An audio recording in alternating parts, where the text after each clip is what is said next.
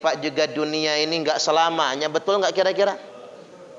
Orang yang tertipu itu kan yang ingin hidup lama di dunia ini. Bisa apa sih kita di dunia? Wong dunia ini cuma persinggahan kok. Apalagi kita ini umat Nabi Muhammad, umat akhir zaman, umurnya yang nggak tua-tua amat. Umatku itu kata Nabi rata-rata 60 ke 70 tahun. Kita ini kalau sudah umur segitu ya siap-siap aja. Nggak lama lagi mati. Rata-rata sudah banyak yang 60 ke atas ini Pak ya.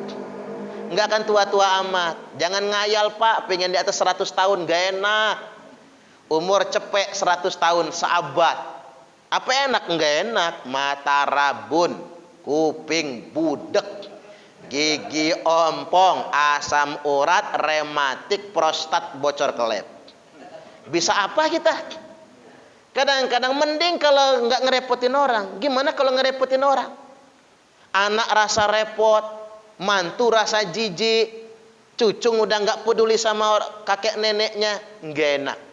Makanya hidup ini, dunia ini Allah sengaja kita dikasih kekurangan oleh Allah Ta'ala agar kita nggak terlalu betah dengan dunia. Karena tempat pulang kita bukan dunia, tempat pulang kita di akhirat nantinya. Semoga kita semua selamat. Allahumma amin. Makanya Allah Ta'ala berfirman, A'udzubillahi minasyaitonir rajim.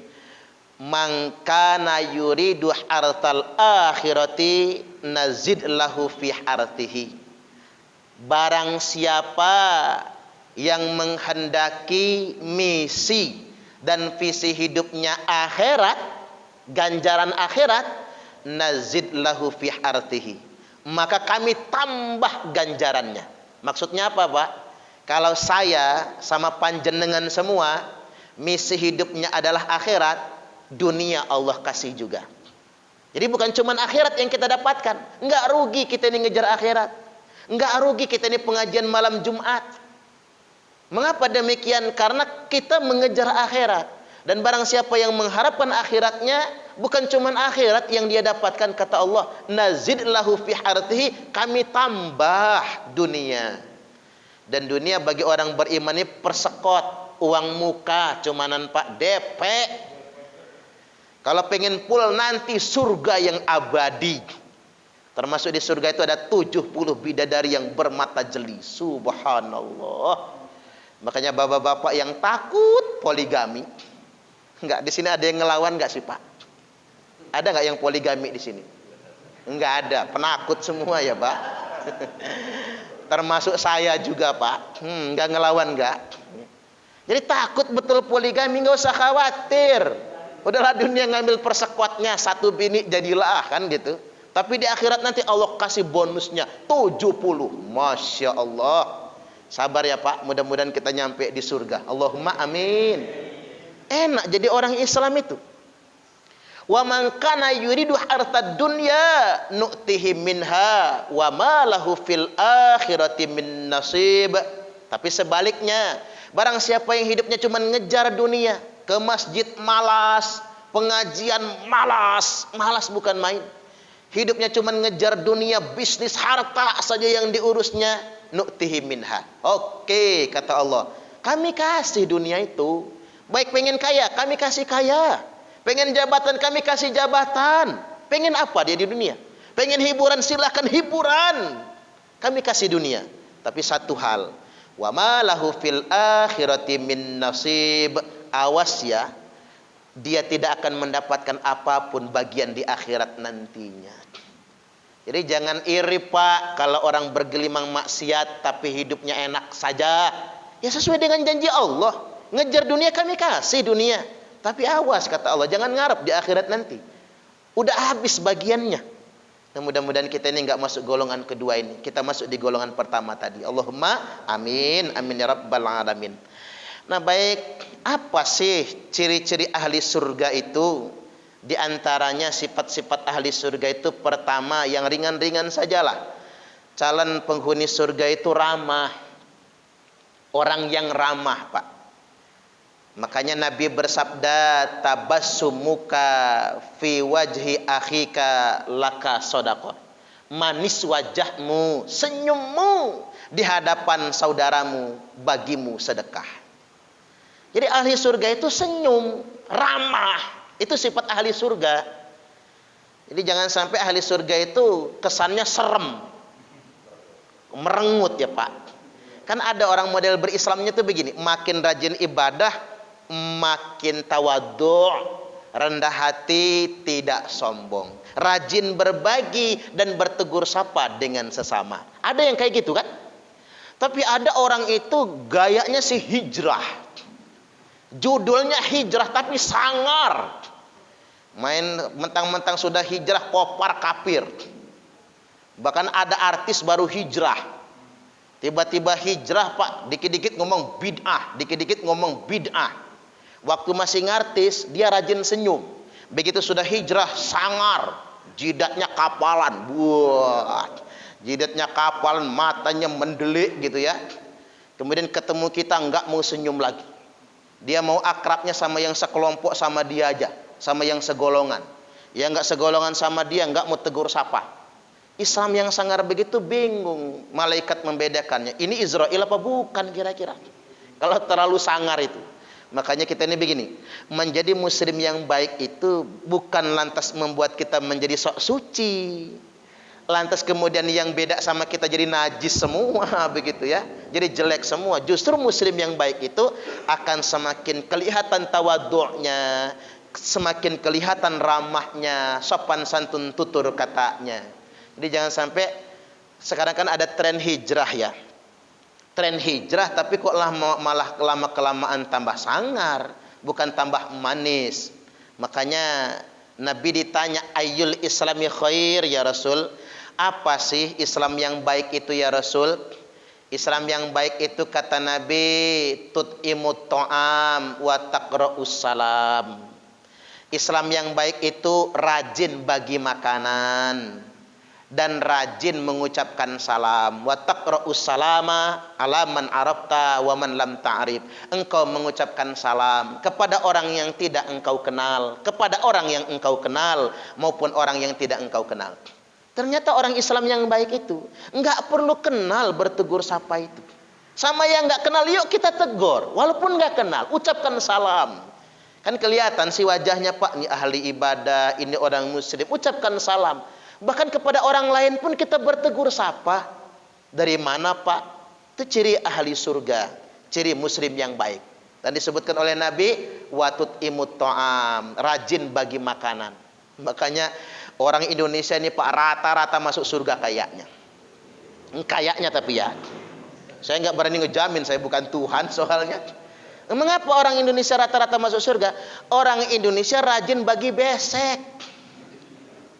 Karena hadisnya kan jelas, Islam yang baik itu rajin bagi besek kata Nabi. Rajin bagi makanan, itu Islam yang baik. Nah ini kerjaan orang Indonesia. Coba lo orang Indonesia Pak, itu istri hamil among-among, hamil 4 bulan among-among, 7 bulan among-among, lahir anak among-among, akikahan among-among, anak tumbuh gigi among-among, anak jejak bumi among-among. Gak berhenti among-among, gak ketang nasi urap, tempe bacem, tahu bacem, telur sebelah. Kadang-kadang orang Lampung suudon sama orang Jawa. Orang Jawa pelit katanya, telur cuman sebelah. Bukan pelit, nyembelih telur. Jadi makanya saya berpendapat Pak, surga itu penuh sama orang jaseng nantinya Pak. Karena yang hobi besekan itu orang jaseng soalnya. Itu melestarikan sunnah Nabi. Nah itulah sifat-sifat ahli surga. Rajin berbagi, murah senyum, rajin bertegur sapa, bertutur kata. Makanya ada yang bertanya kepada Nabi, apa sih muslim yang paling utama itu? Kata Nabi, man salimal muslimuna min lisanihi wa yadihi. Muslim yang utama, muslim yang baik itu yang selamat sesama saudaranya dari lisannya dan dari tangannya. Lisannya berkata yang baik-baik, tangannya tidak mengganggu sesamanya. Makanya yang pertama ingin saya pertegas di sini, menjadilah pribadi muslim yang baik, yang lembut, bertutur kata yang baik. Fa bima rahmatim minallahi lintalahum. dikarenakan rahmat dari Allah Muhammad, lintalahum, engkau bersikap lemah lembut terhadap mereka. Walau kunta faddan ghalizal qalbi, seandainya hatimu keras, mulutmu kasar, bersikapmu kasar, lang faddu min haulik, niscaya orang-orang akan pergi dari sekelilingmu. Nah, ini sifat ajaran Islam. Makanya beragama nggak boleh Pak mencaci maki, menghina orang lain, nggak boleh. Dakwah itu menyadarkan, merangkul, bukan memukul. Dakwah itu menyadarkan, bukan memponis. Karena itu tujuan dakwah yang sebenarnya. Dakwah itu menyelamatkan, bukan menghukum. Kalau menghukum udah banyak orang kafir Quraisy diadab oleh Allah, tapi Nabi tidak menginginkannya. Jangan hukum mereka ya Allah, kalau bisa berikan kepada mereka hidayah. Ini poin yang pertama. Poin yang kedua, sifat ahli surga itu banyak syukurnya. Sesuai dengan firman Allah Ta'ala, la in syakartum la azidannakum, niscaya jika kalian semua bersyukur maka pasti akan ditambahkan nikmat yang lebih gede lagi. Pakai nun taukid sakilah sigat lil mubalaghah.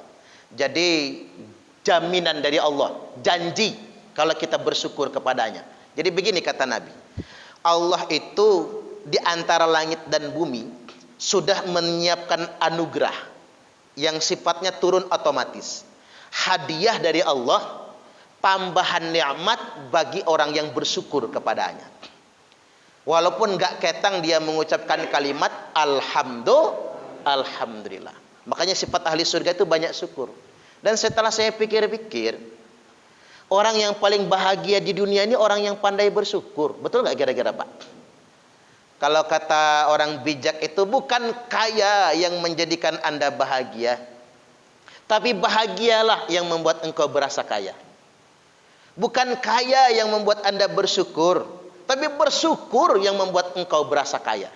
Karena kaya itu bukan ukuran harta, tapi kaya itu soal rasa. Karena kalau kaya diukur pakai harta Pak, capek kita. Di atas langit masih ada langit. Kita kaya hari ini, rumah kita paling gede di antara tetangga, tunggu aja sebulan 2 bulan. Ada orang kaya beli tanah di dekat kita, bikin rumah lebih gede. Udah rumahnya lebih gede, pondasinya lebih tinggi. Dia anteng, kita kebanjiran. Kan begitu ya? Nggak bisa kalau saingannya di harta banyak yang lebih kaya. Kurang apa Pak? Beberapa bulan yang lalu ada pesohor kaya raya, laki bini ditangkap sedang pakai narkoba. Ketika ditanya Pak polisi, ngapa Anda pakai narkoba? Kami pakai narkoba karena hidup ini banyak tekanan. Masya Allah, duitnya aja nggak berseri loh Pak. Saya ambil contoh segini sajalah. Kalau orang kaya raya tabungan cuma 1 miliar, dia susah. Coba bandingin sama kita Pak. Seandainya kita nih punya tabungan 1 miliar, banyak nggak kira-kira? Wow, banyak Pak. Jalan ke musola, dada ke depan, dagu udah ngangkat, subuh udah kesiangan tuh. Alangkah banyaknya uang 1 miliar bagi kita, betul kan?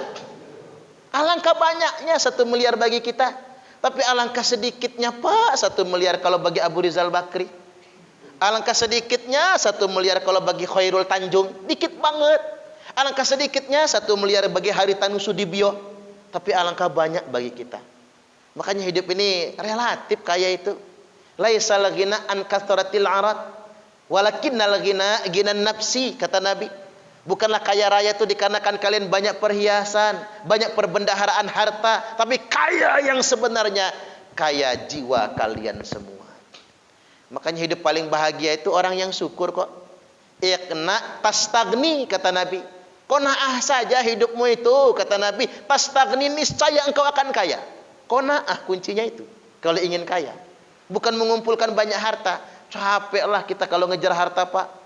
Wa alzamallahu qalbahu hamman la yanqati'u anhu abada. Orang yang hidupnya cuma mengejar harta, hatinya akan duka lara nestapa. Ia tidak akan pernah selesai selama-lamanya, tidak akan pernah terhenti selama-lamanya. Karena kaya sekali lagi ukurannya sangat relatif sekali.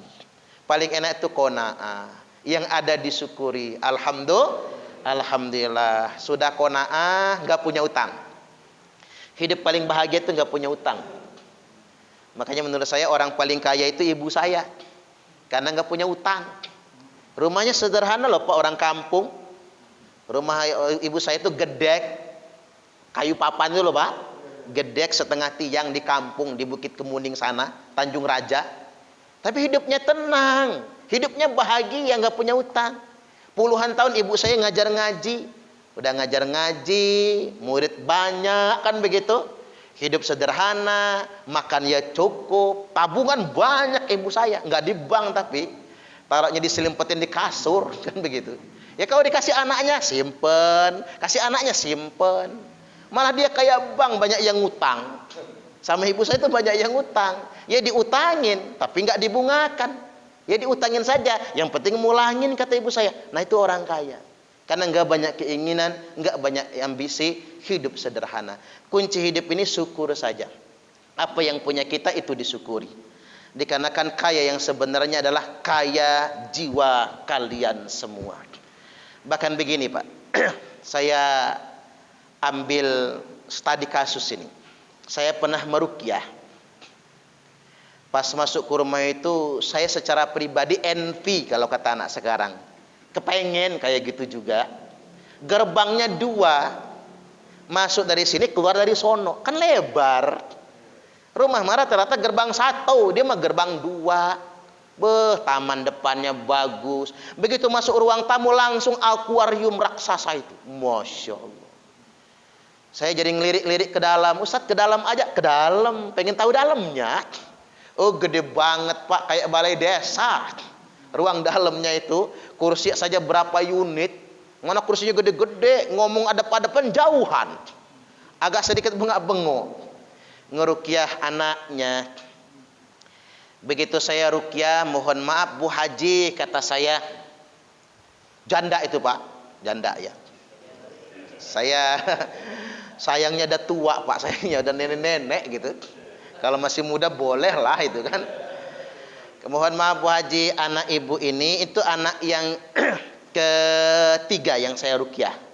Anak ibu ini kata saya tidak bisa diruqyah lagi. Karena depresi total, kelamaan Pak. Jadi bebel, nggak bisa lagi. Sudah 10 tahun nggak diobati ke rumah sakit jiwa. Dipikir kesambet atma guna-guna, padahal itu depresi. Gara-gara putusan sama pacarnya. Depresi akhirnya bablas. Jadi nggak bisa diobati lagi. Paling suntik penenang biar dia nggak ngamuk-ngamuk kata saya. Terus saya nanya Bu Haji, anaknya berapa? 4. Inilah sengsaranya hidup saya Pak Ustadz kata dia. Emang ngapa? Yang pertama masuk penjara gara-gara narkoba. Yang kedua sekarang di rumah sakit jiwa, laki-laki juga. Dia ini karena di rumah suka banting-banting barang tak titip di rumah sakit jiwa, depresi juga. Yang nomor 3 ya ini yang Pak Ustadz ruqyah perempuan. Nah yang nomor 4 yang bungsu, nah itulah yang waras kata dia. Ini baru pulang dari Australia. Levelnya Australia Pak. Coba dinasihati Ustadz, karena dia tuh belum mau nikah. Yang pertama dalam penjara, gimana mau nikah? Yang kedua gila, gimana mau nikah? Yang ketiga gila juga, gimana mau nikah? Yang bungsu diharapkan Pak. Mana yang bungsu itu nanti sebentar lagi keluar dia. Begitu yang bungsu keluar, rambutnya 7 macam warna. Saya langsung ngebatin, yang waras saja begini pikir saya. Allahu Akbar Pak. Saya tanya Mbak, kapan nikah? Ya doain aja lah kata dia. Enggak kata saya, umur kan sudah usia. Ibu ini pengen punya cucung kata saya. Cepat gak nikah? Ini Ustadz, saya mah kalau induk enggak level. Masya Allah. Enggak mau nikah sama orang Indonesia, bule maunya Pak. Waduh, coba cari bule potan aja ya. Ibunya di situ langsung nangis, langsung nangis Pak. Inilah hidup saya Ustadz, sengsara saya hidup. Subhanallah. Kadang-kadang Pak, ada orang kaya raya ingin hidup seperti kita Pak.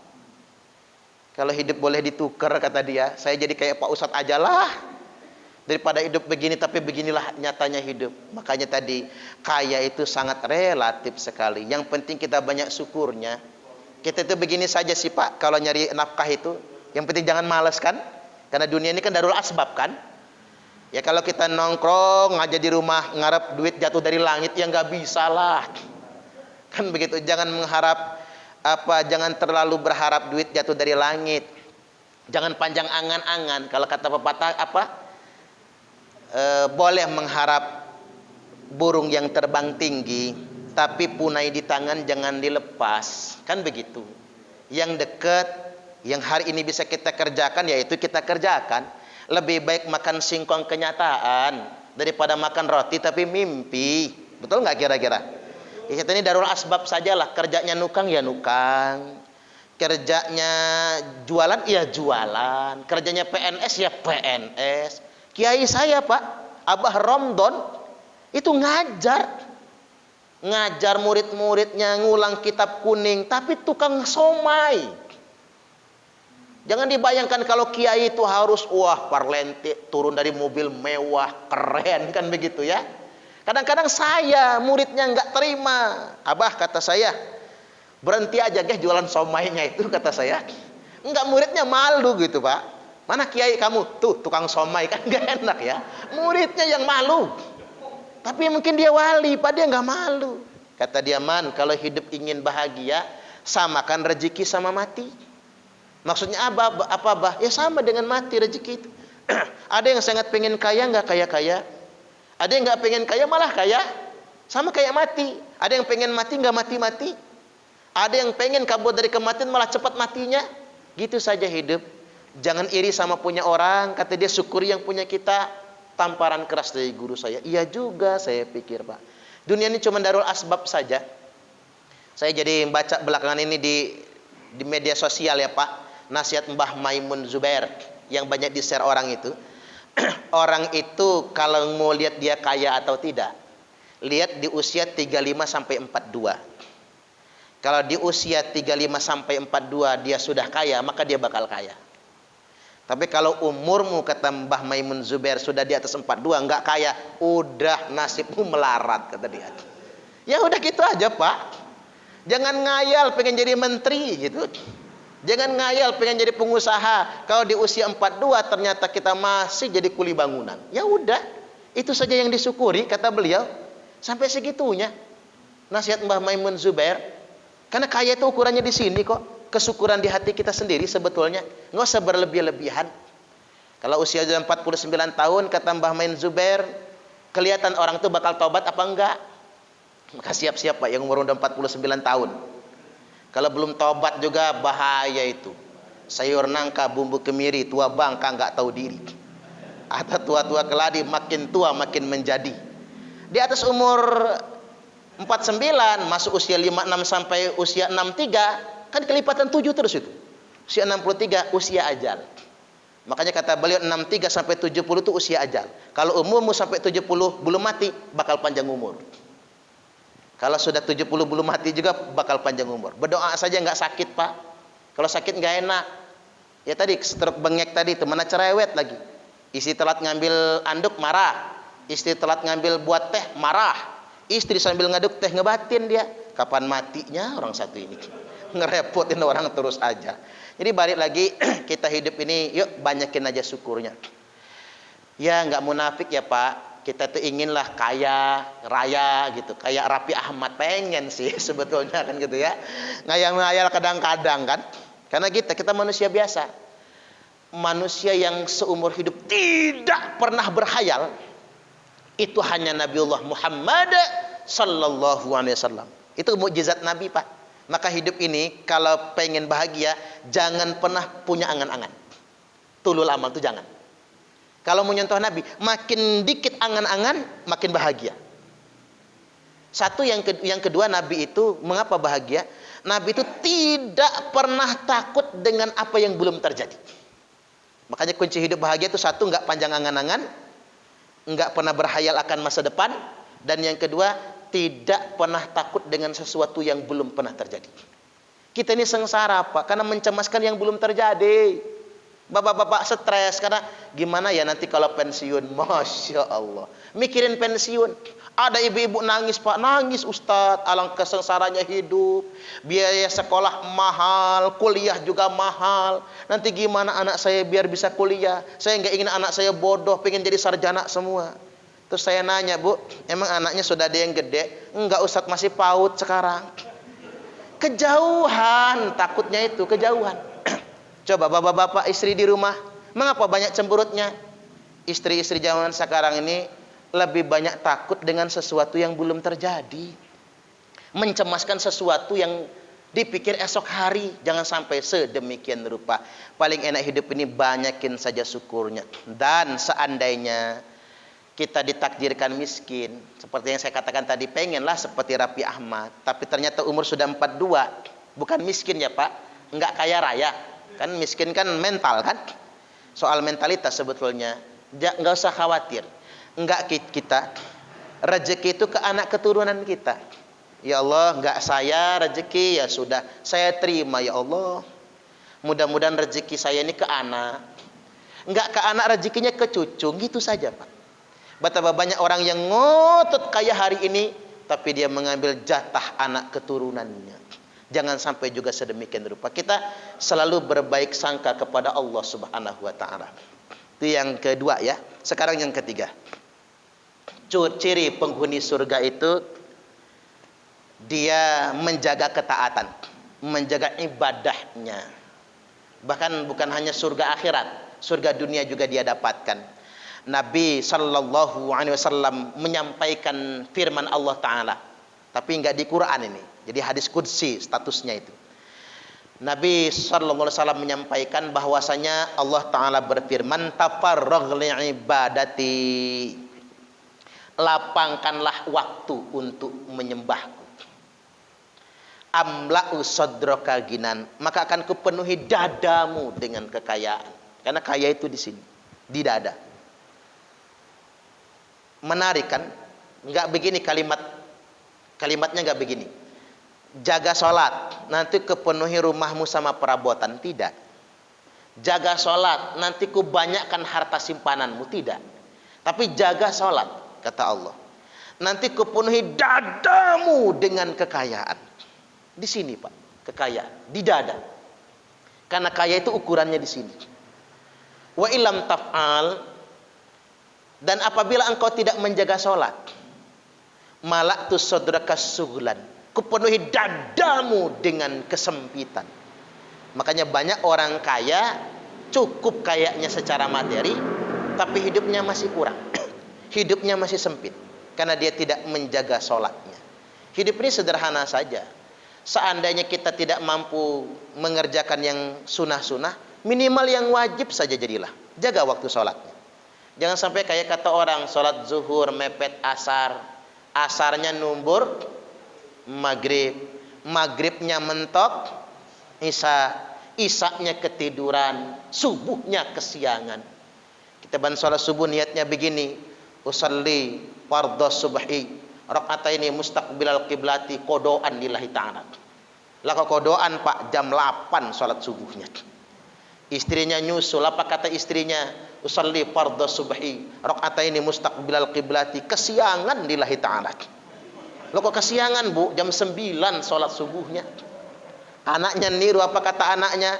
Usalli fardhu subhi wal zuhri wal asri wal maghribi wal isya'i, kroyoan oplosan lillahi ta'ala. Hancur sholatnya. Allahu Akbar. Masih mending kalau kata orang Jakarta, subuh maraton, zuhur ke salon, asar main badminton, maghrib mainin handphone, isya nonton sinetron, mati kena smackdownnya malaikat Israel.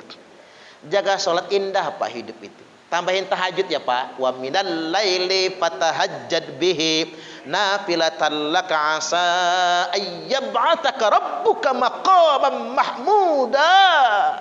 Maka pada sebagian malam bertahajudlah sebagai tambahan. Kita kan suka bonus-bonusan. Maka mudah-mudahan kata Allah, Allah mengangkatmu pada derajat yang terpuji. Makanya umur kalau masih dari baligh sampai umur 35 atau 40 gitu, banyakin tahajud. Derajat diangkat. Bukan cuma derajat akhirat, derajat dunia juga. Kalau umur masih dari baligh sampai 40 tahun, banyakin tahajud. Tapi kalau bapak-bapak umur 40 ke atas tahajud, bukan untuk derajat dunia. Derajat dunianya buat anak-anaknya. Tapi kita meraih derajat kemuliaan di akhirat nantinya, bekal mati. Saya ambil contoh apa? Ada rahasia yang belum diungkap secara publik, karena ini amalan rahasia. Tuan Guru Bajang, mantan gubernur Nusa Tenggara Barat, datang ke rumah Ibu Sujiatmi, ibunya Pak Jokowi. Apa rahasianya kok ibu punya anak yang bisa jadi presiden? Dia kaya enggak? Orang hebat bukan? Suaminya dulu cuman kepala desa kan? Enggak hebat-hebat amat. Apa amalannya? Ternyata Ibu Sujiatmi itu tiap malam bangun tahajud dan mengamalkan kulhu 1000 kali, Al-Ikhlas 1000 kali. Subhanallah. Ini amalan kita sebetulnya, Pak. Jadi enggak ke dia rezekinya itu, tapi ke anaknya. Makanya tahajudnya orang tua, riyadhahnya orang tua umur 40 tahun ke atas bukan untuk dirinya, Pak, tapi juga untuk anak keturunannya. Nanti akan ada anak keturunan kita yang derajat dunianya mengangkat martabat keluarga, akhiratnya akan memuliakan kedua orang tua. Makanya tambahkan, ketaatan itu enggak ada yang rugi. Dunia diberkahi, akhiratnya juga kita dapatkan nantinya. Baik, yang terakhir ini. Ciri ahli surga itu, ini penting saya sampaikan, jujur. Hidup ini sederhana, jujur. Kalau ingin bahagia, jujur aja. Jadi apa aja orang bahagia itu orang jujur. Tapi kalau orang nggak jujur, nggak kepake, Pak. Pembantu nggak jujur, pecat sama majikan. Kerja bangunan nggak jujur, nggak dipakai orang, kan begitu. Ustadz nggak jujur, males jamaah mendengarkannya. Pejabat nggak jujur, hancur negara ini. Makanya alaikum bisidqi, kalian semua wajib jujur, kata Nabi, pintar sekaligus benar.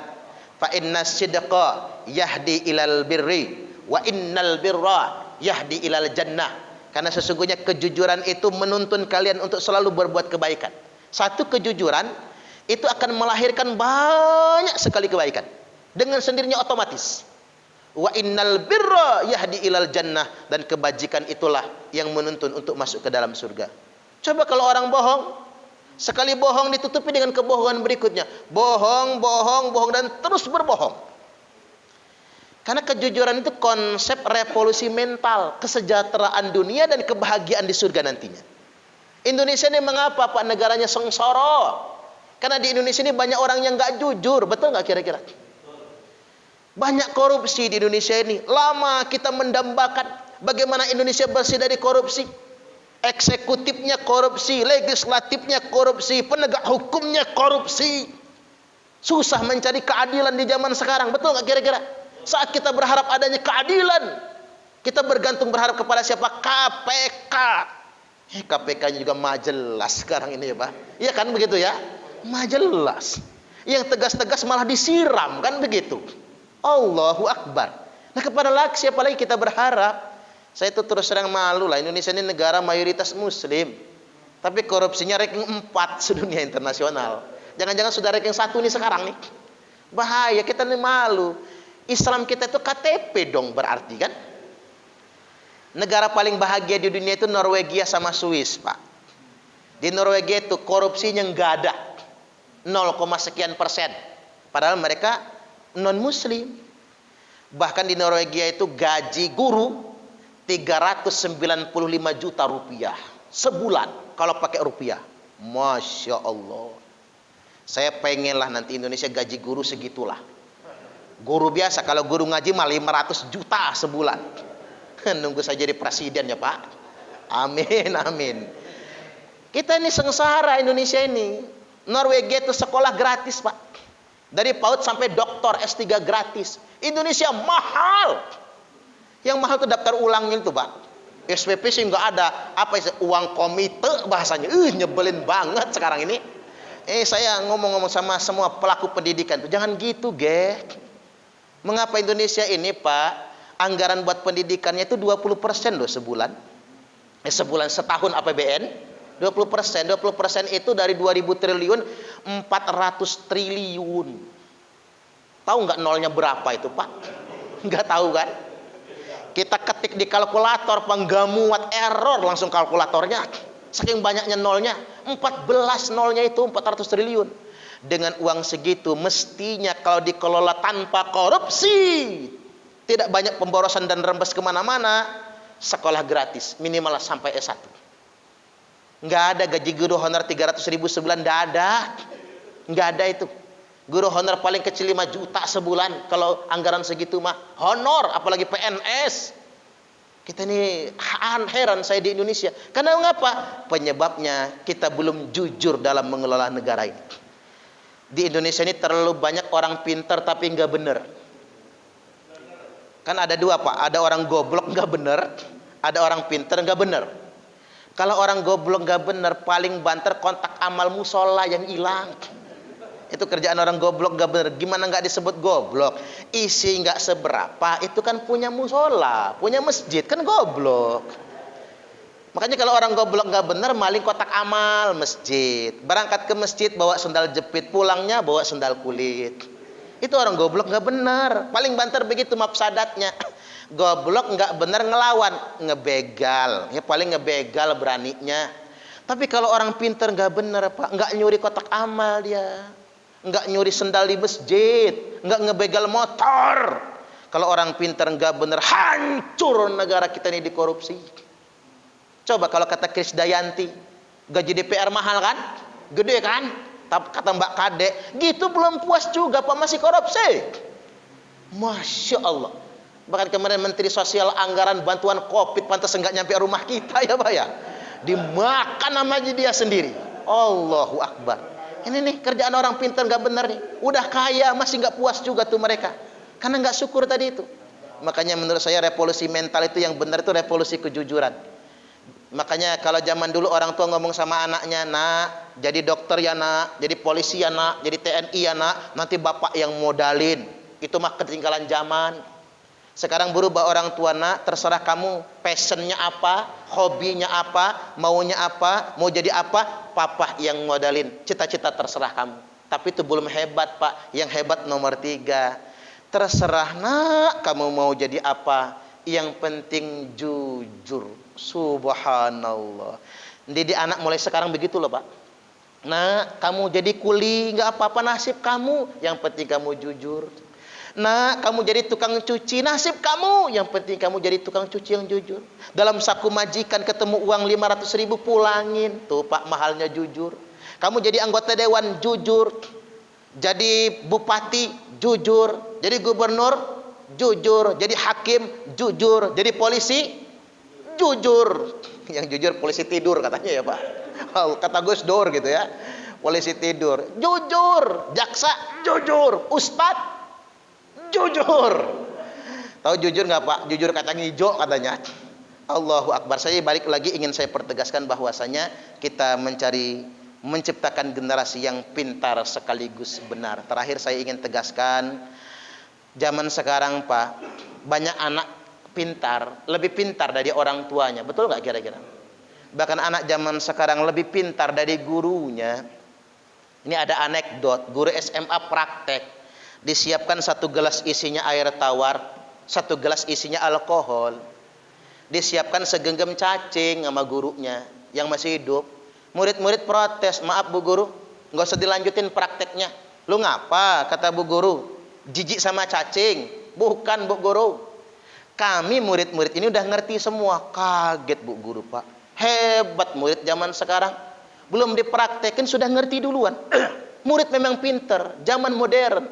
Oke, kata Bu Guru, kalau memang kalian ngerti, ibu yang nonton, kalian yang praktek. Coba praktekkan. Sama murid-murid dipraktekkan. Segumpulan cacing diparuh, separuh masukin gelas yang isinya air tawar, separuh masukin gelas yang isinya alkohol. Didiamkan setengah jam, udah lewat setengah jam, murid-murid ngomong, lihat Bu Guru, cacing yang dalam air tawar masih hidup. Cacing yang masuk alkohol mati semua. Maka praktek membuktikan kalau kita ingin bebas dari cacingan, banyak-banyaklah minum alkohol.